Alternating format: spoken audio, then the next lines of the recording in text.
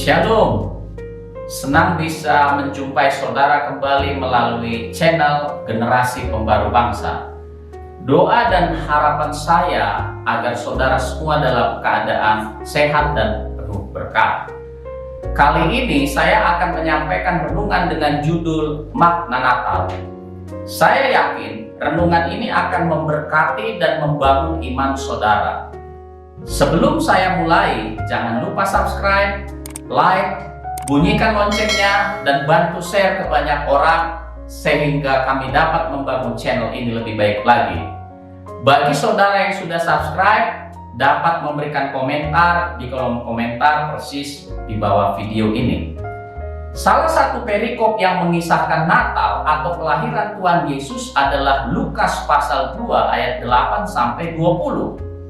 Perikop tersebut mengisahkan bahwa berita kelahiran Tuhan Yesus Juru Selamat dunia disampaikan malaikat kepada para gembala. Tempat di mana para gembala itu menerima kunjungan malaikat adalah padang penggembalaan Efrata. Alkitab mencatat bahwa di padang penggembalaan Efrata ini berulang kali telah terjadi peristiwa spiritual yang besar. Di tempat inilah Daud dulu pernah berkelahi dengan beruang dan singa yang ganas untuk melepaskan domba-dombanya dari terkaman mereka. Ini menunjukkan bahwa padang penggembalaan Efrata adalah tempat yang sangat keras dan penuh tantangan. Tetapi justru di tempat seperti itulah para gembala menerima kunjungan malaikat yang diutus Allah untuk memberitakan kabar baik tentang kelahiran Yesus untuk yang pertama kalinya. Catatan Alkitab mengungkapkan bahwa hanya ada 8 orang yang pernah mengalami kunjungan para malaikat. Dan biasanya kunjungan malaikat itu hanya diberikan untuk orang-orang yang penting seperti para nabi. Tetapi kali ini rupanya Allah mengutus malaikat untuk memberitakan kelahiran Yesus justru kepada para gembala yang sederhana dan yang tidak dianggap berarti itu.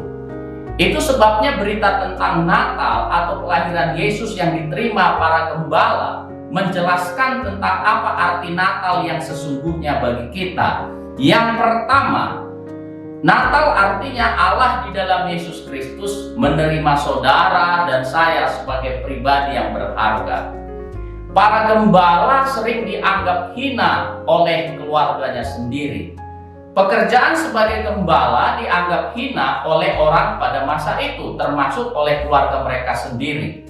Ingatlah pengalaman Daud saat semua kakaknya berkumpul untuk diurapi menjadi raja Israel yang baru menggantikan Saul.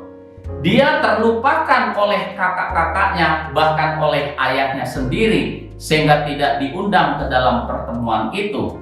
Kisah tersebut dapat kita baca di dalam 1 Samuel pasal 16 ayat yang ke-11. Daud dilupakan dan dianggap remeh oleh ayahnya dan saudara-saudaranya ketika ia menggembalakan domba. Tetapi Allah justru mengangkatnya menjadi raja atas Israel. Gembala juga dianggap hina oleh masyarakat. Para imam menganggap para gembala sebagai pekerja kasar yang tidak pantas dijadikan saksi secara hukum dalam pengadilan. Namun, kini mereka menjadi saksi pertama berita Natal, karena kepada mereka lah pertama kali berita Natal disampaikan. Dan para gembala juga dianggap hina oleh pemerintah. Pada saat Yesus lahir, pada waktu itu ada sensus penduduk di seluruh kekaisaran Romawi atas perintah Kaisar Agustus. Semua orang harus pergi mendaftarkan diri masing-masing ke kotanya. Namun para gembala rupanya tidak ikut di sensus, sehingga mereka termasuk kelompok masyarakat yang tidak termasuk hitungan. Walaupun para gembala ini dianggap hina dan tidak berharga oleh keluarganya, masyarakat, bahkan oleh dunia, tetapi mereka dihargai oleh Allah sendiri.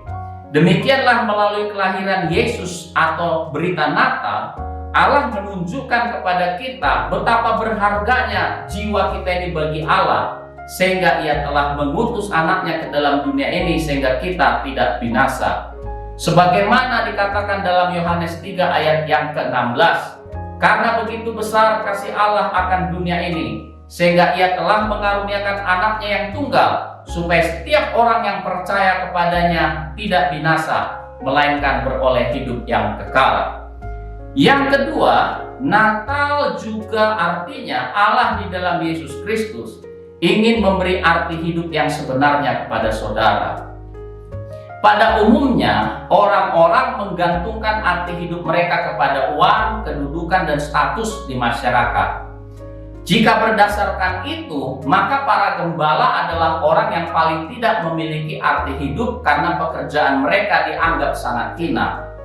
Para gembala adalah orang-orang yang biasa mengalami dinginnya malam, sementara orang lain menikmati kehangatan di rumah mereka. Para gembala juga biasanya hanya tidur beberapa jam saja setiap malam, sebab mereka harus bergantian menjaga kawanan domba, dan mereka umumnya berteduh di gubuk yang beratap dedaunan. Pendek kata, para gembala adalah orang-orang yang terbiasa hidup dengan keterbatasan fasilitas dan kemiskinan. Tetapi justru setelah mereka berjumpa dengan Sang Juru Selamat, yaitu Yesus yang baru dilahirkan, mereka mengalami sukacita yang sangat besar dalam hidupnya. Kini mereka tahu dan menyadari betul bahwa hidup mereka sangat berarti karena Yesus Sang Juru Selamat manusia bersedia lahir juga bagi mereka. Demikian juga bagi saudara dan saya. Bila Tuhan Yesus diizinkan lahir dalam hati saudara, maka saudara pun akan mengalami arti hidup yang sebenarnya. Dan makna Natal yang ketiga adalah Allah di dalam Yesus ingin memberikan damai sejahtera kepada saudara. Dosa dan kegagalan kita telah merampas damai sejahtera dari hidup kita. Tetapi ketika berita Natal disampaikan, berita itu disampaikan dengan pernyataan kemuliaan bagi Allah di tempat yang maha tinggi dan damai sejahtera di bumi di antara manusia yang berkenan kepadanya. Ini berarti berita Natal atau kelahiran Yesus adalah berita yang memberikan damai sejahtera bagi kita yang percaya. Mengapa? Karena di dalam Yesus ada pengampunan dosa dan pemulihan hidup yang dikerjakan oleh Allah sendiri di dalam hati kita.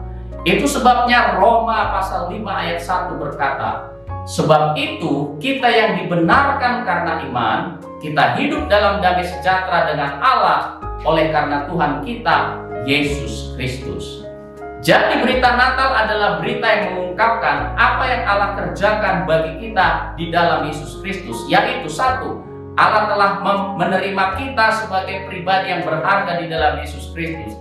Yang kedua, Allah memberi arti hidup yang sebenarnya kepada kita di dalam Yesus Kristus Juru Selamat. Dan yang ketiga, Allah memberikan damai sejahteranya kepada kita di dalam Yesus Kristus. Amin. Jangan lupa saksikan video-video kami selanjutnya. Tuhan Yesus memberkati.